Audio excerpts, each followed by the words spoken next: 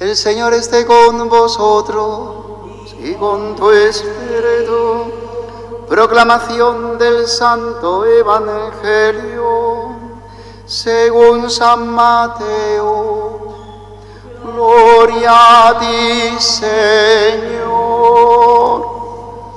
Habiendo nacido Jesús en Belén de Judea en tiempos del rey Herodes, unos magos de Oriente se presentaron en Jerusalén preguntando: ¿dónde está el rey de los judíos que ha nacido? Porque hemos visto salir su estrella y venimos a adorarlo. Al enterarse el rey Herodes se sobresaltó y toda Jerusalén con él. Convocó a los sumos sacerdotes y a los escribas del país y les preguntó dónde tenía que nacer el Mesías. Ellos le contestaron: en Belén de Judea, porque así lo ha escrito el profeta. Y tú, Belén, tierra de Judá, no eres ni mucho menos la última de las poblaciones de Judá, pues de ti saldrá un jefe que pastoreará a mi pueblo Israel. Entonces Herodes llamó en secreto a los magos para que le precisaran el tiempo en que había aparecido la estrella, y los mandó a Belén diciéndoles: id y averiguad cuidadosamente qué hay del niño, y cuando lo encontréis, avisadme, para ir yo también a adorarlo. Ellos, después de oír al rey, se pusieron en camino, y de pronto la estrella que habían visto salir comenzó a guiarlos hasta que vino a pararse encima de donde estaba el niño. Al ver la estrella se llenaron de inmensa alegría. Entraron en la casa, vieron al niño con María su madre y cayendo de rodillas lo adoraron. Después, abriendo sus cofres, le ofrecieron regalos: oro, incienso y mirra. Y habiendo recibido en sueños un oráculo para que no volvieran a Herodes, se retiraron a su tierra por otro camino. Palabra del Señor.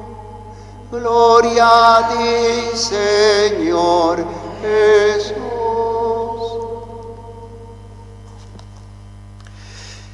Queridos hermanos, la gloria del Señor se ha manifestado y se continuará manifestando entre nosotros hasta el día de su retorno glorioso.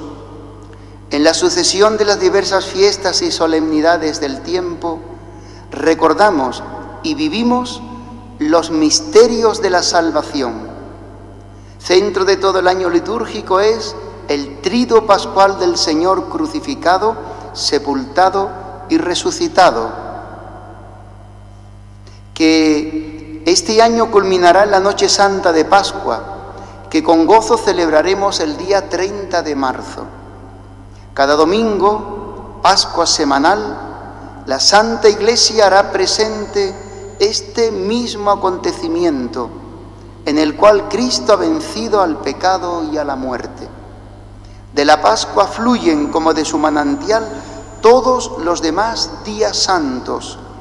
El miércoles de ceniza, comienzo de la Cuaresma, que celebraremos el día 14 de febrero, la Ascensión del Señor, que este año será el 12 de mayo, el domingo de Pentecostés, que este año coincidirá con el día 19 de mayo, el primer domingo de Adviento, que celebraremos el día 1 de diciembre.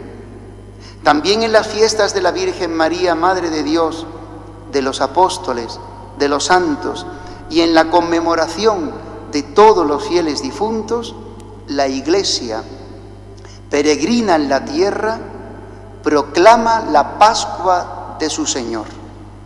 A Él, el Cristo glorioso, el que es, el que era y ha de venir, al que es el Señor del tiempo y de la historia, el honor y la gloria por los siglos de los siglos.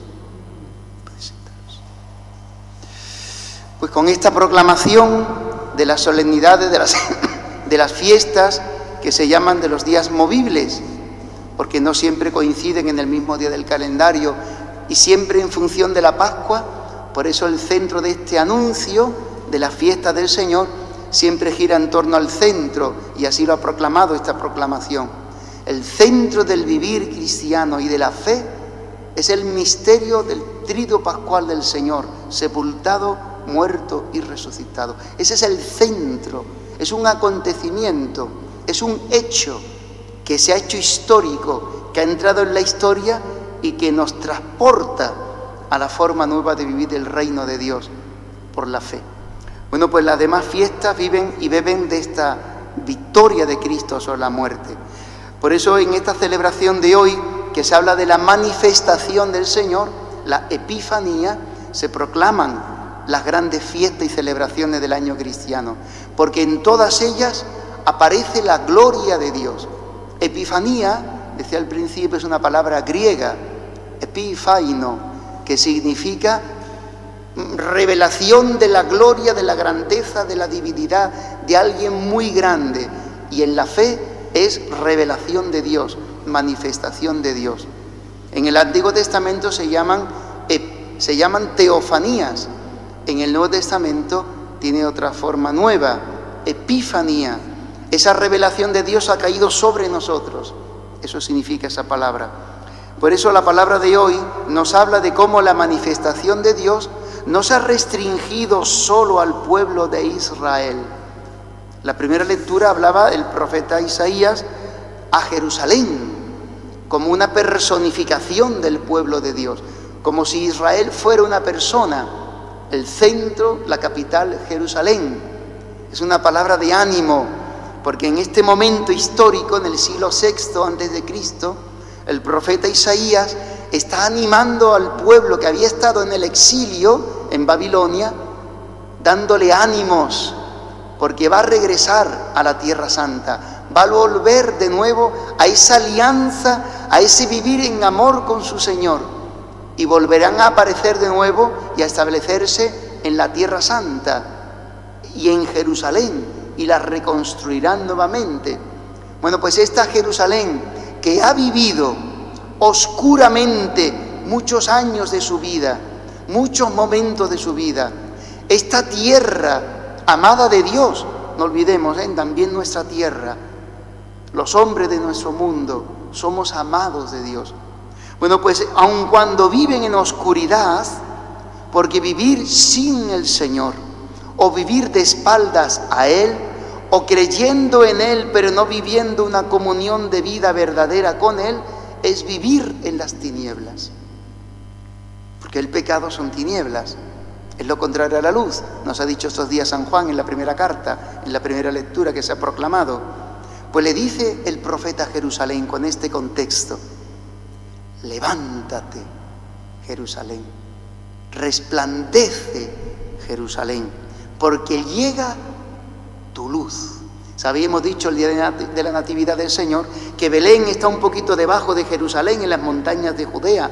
Está como unos 5 kilómetros más o menos de Jerusalén. Está al ladito, digamos, se cae uno de Jerusalén y cae encima de Belén.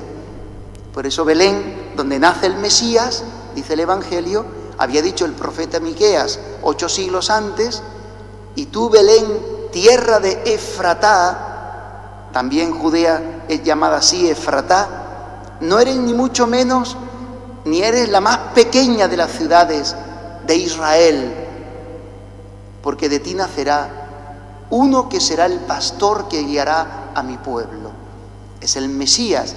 Por eso cuando vienen los magos del oriente lejano, vienen guiados por la estrella, llegan a Jerusalén y visitan al rey Herodes al palacio, porque estos magos, sabéis que en persa, esta palabra magoi, que después en castellano se ha hecho castellanizada magos, no significa los magos de la magia, no es un Juan Tamarí, no es un David Copperfield, no es un mago de magia.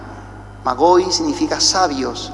Estos hombres son buscadores de la verdad, de lo verdadero de la vida. ¿Dónde está lo verdadero en la vida que estoy viviendo? ¿Qué sentido verdadero tiene en mi vida? ¿De dónde vengo? ¿A dónde voy? ¿Por qué los problemas? Intentar entender. Estos hombres buscan la verdad en la vida, la verdad de las cosas de la vida. También ante los problemas del sufrimiento. Por eso cuando no entendemos las cosas que nos pasan, es muy difícil que las asumamos, ¿no? Que las acojamos. Porque no la entendemos, entonces las rebotamos, las rechazamos. San Anselmo también hablará de esto. Fides querens intellectum, se dice en latín.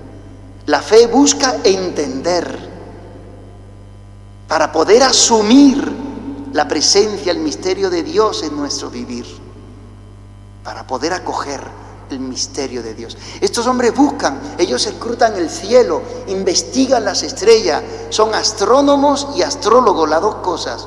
Ellos saben, según la mentalidad antigua, que los grandes acontecimientos de la historia de la humanidad se escriben en las estrellas. O sea que si tú puedes entender qué dicen las estrellas, esto es una mentalidad también muy primitiva de la humanidad. Podrás entender lo que la divinidad, en las distintas religiones son los dioses, el Dios supremo en Grecia es Zeus, el Dios supremo en Roma pues será otro, etcétera. Para Israel es el Dios verdadero, Yahvé nuestro Dios, pues escribe los acontecimientos de la historia. Ellos buscan el sentido verdadero y descubren una estrella única, diferente a todas, especial, que se pone en movimiento. Interesante esta característica de la estrella. La estrella, normalmente, eso es así, en el cielo son astros, como el sol es una estrella, ¿no? Están fijos en el firmamento, no se mueven las estrellas, no se mueven, están fijas. Nos movemos nosotros en la tierra, gira la tierra en torno a la estrella que es el sol. Pues esa estrella de Belén se mueve, tiene movimiento. Y esta estrella lleva a los magos ante Jesucristo, lleva a los hombres a Cristo. Estos magos no son del pueblo de Israel, son paganos, son de otra cultura, de otra mentalidad, son de Persia, una cultura muy sabia, muy poderosa, la antigua Mesopotamia, ¿sabéis? Estos hombres son buscadores de la verdad. Y ven que esta estrella es algo especial porque tiene un brillo especial, tiene un lucero especial y está en movimiento. Ellos saben que refiere a alguien muy importante. El libro de los Números también hablaba de la estrella que surge de Jacob. Del patriarca Jacob nacerá un descendiente que se identifica con una estrella. Una estrella surge de Jacob, dice también la Escritura. Pues se refiere al Mesías. Por eso cuando Herodes es visitado por estos magos, él no dice, ¿cómo que rey? Él identifica, llama a sus sabios, a sus sacerdotes, a sus escribas, a los que conocen la palabra de Dios. Oye, decidme dónde tiene que nacer, no un rey, sino el Mesías. Meteros en el pellejo también, metámonos en el pellejo de Herodes. Vienen unos extranjeros y le dicen, oye, ¿dónde está el rey que ha nacido? Dice, pero ¿cómo que el rey que ha nacido? Si aquí el rey soy yo. Ah, pero ha nacido un rey, pero yo no he tenido hijos. Tiene que ser un hijo mío, ¿no? Haber nacido en palacio, ¿no? No. Ha nacido un rey, hemos visto su estrella. En la antigüedad también se dice que de César Augusto y del emperador, del rey de Alejandro Magno, cuando nacieron, también en el firmamento hubo una estrella, unas estrellas con luces especiales. Eso está metido en la cultura antigua. Hemos visto su estrella, venimos a adorarlo, porque esta estrella habla de un Dios hombre, humanado. Porque es Dios, venimos a postrarnos y adorarlo. Y vienen a traerle obsequios. También nosotros nos regalamos en estos días, ¿no? Porque el otro es Cristo, hemos dicho tantas veces.